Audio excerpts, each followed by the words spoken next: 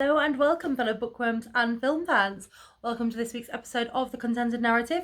It is a book review. It is actually by an author that I actually know. He sent me a very special signed first edition. Yeah, I've got it signed. See if I can find the page. And it's in gold that I've got it in signed. No one else is going to get it signed in gold. Just me. So it's going to go on my very special autographed signed shelf. Now, it's called Black Olive, The Waco Murders by Adam Newby. Okay, it's his very first debut novel, so I did take that into consideration when I gave it a read. Now, overall, the story is really good, and like, who doesn't love it? Like, it's basically about a serial killer who is killing off ladies of the night, shall we say, and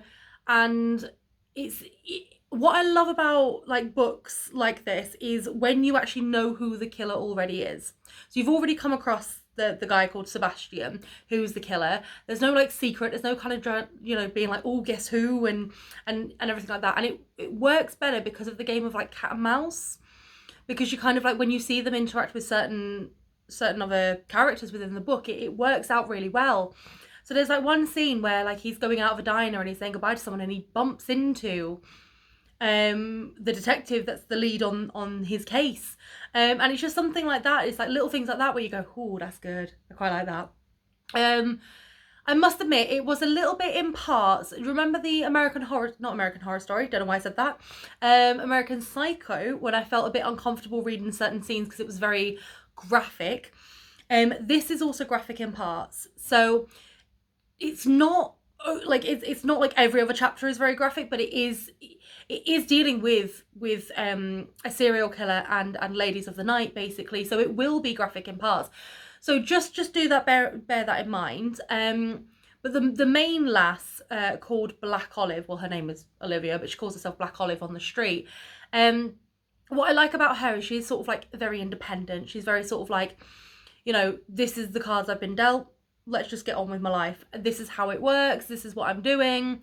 And I like how that is written, because I do find sometimes when men are writing sort of like strong female characters, it feels like they need to do everything and be able to do everything.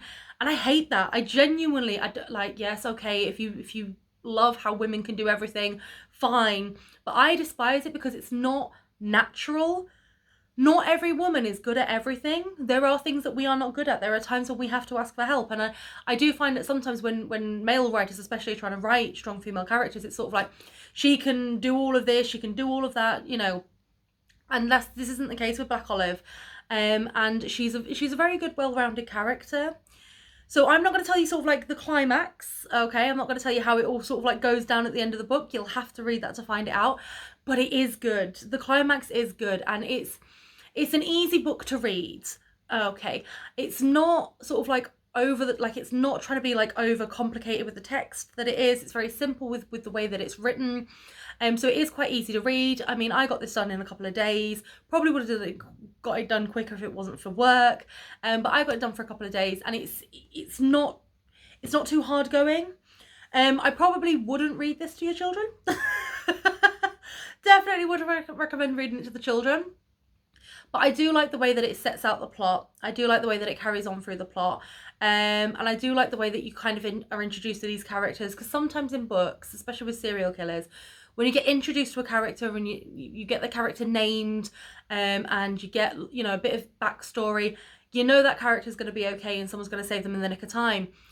This doesn't happen a couple of times in the book. Like, you find out the information about the character, you find out a bit about their life, and they still sort of like fall victim. So I like how that is played out as well, because it kind of leaves you guessing. And obviously you've got the main character, Black Olive, you've got the main guy, Sebastian, kind of like in this game of cat and mouse almost. And it's sort of like this idea that, it plays on this idea as well with women. I find that we can pick up on things, and we can feel like something doesn't feel right. And there's a sort of scene in the book where the detective is asking Olivia, basically what were they aware of anything on the run up? And she says, oh yeah, no, a couple of people mentioned sort of like seeing this red Taurus in the background, and they felt like they were being watched and feel like they're being followed. And we get that, like, women do get that feeling, and sometimes it turns out to be nothing. But, you know, sometimes we just don't listen to it because we're like, oh no, it's fine. You know, we don't trust our instincts because we're like, well, not everybody's bad.